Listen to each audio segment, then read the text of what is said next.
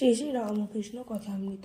ওম তব কথামৃতং তপ্তজীবনং কবিভিরিতং কলমশাপহং শ্রবণমঙ্গলম শিবতদং ভূমিগীনন্তি যে পুরিতা জন।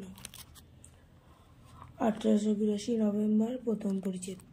সার্কাস, রঙ্গালয়, গৃহস্থের ও অন্যান্য কর্মীদের কঠিন সমস্যা।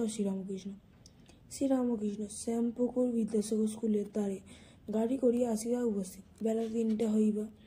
গাড়িতে মাস্টারকে তুলিয়া লইলেন। রাখাল ও আরও 2-1টি ভক্ত গাড়িতে আছেন। আজ বুধবার 15 নভেম্বর 1882 খ্রিস্টাব্দ, কার্তিকা শুক্লা পঞ্চমী। গাড়ি ক্রমে চিতপুর রাস্তা দিয়া গড়ের মাঠের দিকে যাইতেছে। ঠাকুর শ্রী রামকৃষ্ণ আনন্দময় মাতালের ন্যায় গাড়ির একবার একবার ওধার মুখ বাড়াইয়া বালকের ন্যায় দেখিতেছেন। আরও প্রতীকদের উদ্দেশ্যে ভক্তদের কথা কহিতেছেন। মাস্টারকে বলিতেছেন, দেখো, সব লোক দেখছি নিম্ন দৃষ্টি। পেটের জন্য সব যাচ্ছে, ঈশ্বরের দিকে দৃষ্টি নেই। পেটের জন্য সব যাচ্ছে, ঈশ্বরের দিকে দৃষ্টি নেই। শ্রীরামকৃষ্ণ আজ গড়ের মাঠে উইলসনের সার্কাস দেখিতে যাইতেছেন। মাঠে পৌঁছিয়া টিকিট কেনা হইল। 8 আনার অর্থাৎ শেষ শ্রেণীর টিকিট। ভক্তেরা ঠাকুরকে লইয়া উচ্চস্থানে উঠিয়া এক বেঞ্চির উপরে বসিলেন। ঠাকুর আনন্দে বলিতেছেন, বাহ, এখান থেকে বেশ দেখা যায়। রঙ্গস্থলে নানারূপ খেলা অনেকক্ষণ ধরিয়া দেখা হইল। গোলাকার রাস্তায় ঘোড়া দেখিতেছে, গোলাকার রাস্তায় ঘোড়া দৌড়িতেছে। ঘোড়ার পৃষ্ঠে এক পায়ে বিবি দাঁড়াইয়া, আবার মাঝে মাঝে সামনে বড় বড় লোহার রিং চক্র। রিংয়ের কাছে আসিয়া ঘোড়া যখন রিংয়ের নিচে দৌড়াইতেছে, বিবি ঘোড়ার পৃষ্ঠ হইতে লম্ব দিয়া রঙের মধ্যে দিয়া পুনরায় ঘোড়ার পৃষ্ঠে আবার এক পায়ে দাঁড়াইয়া ঘোড়া পুনঃ বনবন করিয়া ওই গোলাকার পথে দৌড়াতে লাগিল। বিবি আরও ওইরূপ পৃষ্ঠে দাঁড়াইয়া সার্কাস সমাপ্ত হইল। ঠাকুর ভক্ত সঙ্গে নামিয়া আসিলেন ময়দানে। গাড়ির কাছে আসিলেন। শীত পড়িয়াছে। গায়ে সবুজ বনাতিয়া মাঠে দাঁড়াইয়া কথা কহিতেছেন। কাছে ভক্তেরা দাঁড়াইয়াছেন। একজন ভক্তের হাতে মেটুয়াটি, মশলার ছোট থলেটি রহিয়াছে। তাহাতে মশলা, বিশেষত কাবাব চিনি আছে। আগে সাধন, তারপর সংসার, অভ্যসংযোগ। শ্রীরামকৃষ্ণ মাস্টারকে বলিতেছেন, দেখবি বিবি কেমন এক পায়ে ঘোড়ার উপর দাঁড়িয়ে আছে, আর ঘোড়া বনবন করে দৌড়চ্ছে। কত কঠিন! অনেক দিন ধরে অভ্যাস করেছে, তবে তো হয়েছে।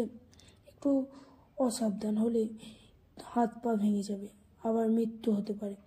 সংসার করা ওইরূপ কঠিন। অনেক সাধন ভজন করলে ঈশ্বরের কৃপায় কেউ কেউ পেরেছে, অধিকাংশ লোক পারে না। সংসার করতে গিয়ে আরও বদ্ধ হয়ে যায়, আরও ডুবে যায়, মৃত্যু যন্ত্রণা হয়।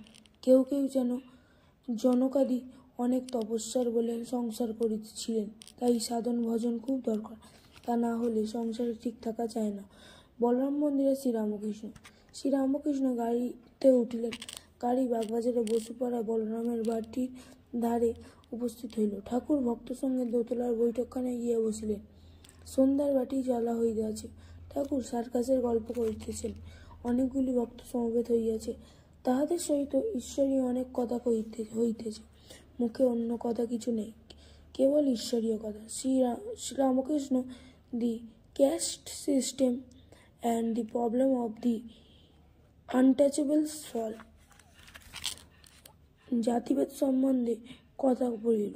ঠাকুর বলিলেন, এক উপায়ে জাতিভেদ উঠে যেতে পারে। সে উপায় ভক্তি। ভক্তির জাতি নাই। ভক্তি হলেই দেহ, মন, আত্মা সব শুদ্ধ হয়।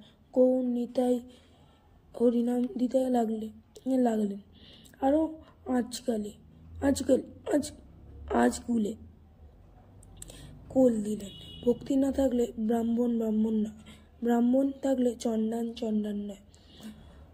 অস্পৃষ্ট জাতি ভক্তি থাকলে শুদ্ধ পবিত্র হয়। সংসারী বদ্ধজীব। শ্রীরামকৃষ্ণ সংসারী বদ্ধজীবের কথা বলিতেছেন। তারা যেন গুটি পোকা মনে করিলেন, কেটে বেরিয়ে আসতে পারে, কিন্তু অনেক যত্ন করে গুটি তৈয়ার করেছে, ছেড়ে আসতে পারে না, তাতেই মৃত্যু। আবার যেন ঘুনির মধ্যে মাছ, যে পথেই ঢুকেছে সে পথ দিয়েই বেরিয়ে আসতে পারে, কিন্তু জলের মিষ্টি শব্দ আর অন্য মাছের সঙ্গে কীরা তাই ভুলে থাক, বেরিয়ে আসবার চেষ্টা করে না। ছেলে মেয়ে আধাত কথাবার্তা, যেন জলকল্লোলের মধুর শব্দ।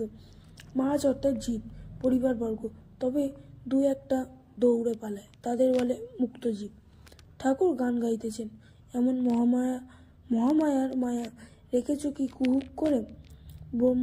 ব্রহ্মা বিষ্ণু অচৈতন্য জীবে কি জানিতে পারে? বিল করে ঘুনি পাতে, মিন প্রবেশ করে তাতে। গতায়াতের পথ আছে, তবু মিন পালাতে নারী। ঠাকুর আবার বলিতেছে, জীব যেন ডাল জাঁতার ভিতর পড়েছে, পিষে যাবে। তবে যে ডাল খুঁটি ধরে থাকে তারা পিষে যায় না। তাই খুঁটি অর্থাৎ ঈশ্বরের শরণাগত হতে হয়। তাকে ডাক, তার নাম কর, তবে মুক্তি। তা না হলে কালরূপ যাতায় পিষে যাবে। ঠাকুর আবার গান ধরিলেন, পড়িয়া ভবসাগরে ডুবে মা তনুর তরী, মায়ের ঝড় মোহন তুফান, ক্রমে বাড়ে গো Shankari. Duty to wife and children. বিশ্বাসবাবু অনেকক্ষণ বসিয়াছিলেন, এখন উঠিয়া গেলেন। তাহার অনেক টাকা ছিল, কিন্তু চরিত্র মলিন হওয়াতে সমস্ত উড়িয়া গিয়েছে। এখন পরিবার, কন্যা প্রভৃতি কাহাকেও দেখেন না। বলরাম তাহার কথা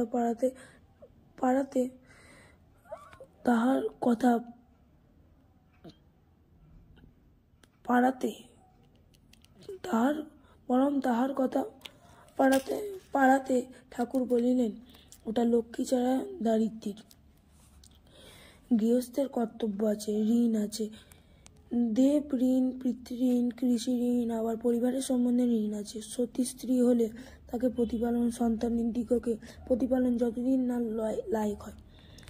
সাধুই কেবল সঞ্চয় করবে না, পুঞ্জি আউর দরবে সঞ্চয় করবে না, কিন্তু পাখির ছানা হলে সঞ্চয় করে, ছানার জন্য মুখে করে খাবার নিয়ে যায়। বলরাম, এখন বিশ্বাসের সাধুসঙ্গ করবার ইচ্ছা। শ্রীরামকৃষ্ণ সহস্রে সাধুর কমণ্ডলে চারধাম ঘুরে আসে, কিন্তু যেন তত তেমনি তেতো থাকে। মলয়ের হাওয়া যে গাছে লাগে সেসব চন্দন হয়ে যায়, কিন্তু শিমুল, অশ্বত্থ, আমরা এরা চন্দন হয় না। কেউ কেউ সাধুসঙ্গ করে গাঁজা খাবার জন্য। হাস্য, সাধুরা গাঁজা খায় কি না, তাই তাদের কাছে এসে বসে, গাঁজা সেজে দেয় আর প্রসাদ পায়। সকলের হাস্য। ওম নিরঞ্জনং নিত্যং অনন্তরূপং ভক্তানুকম্পাদিত বিগ্রহং বৈ ঈশাবতারং পরমেশমিডাইং তং রাম কৃষ্ণ শিরসা নমামি।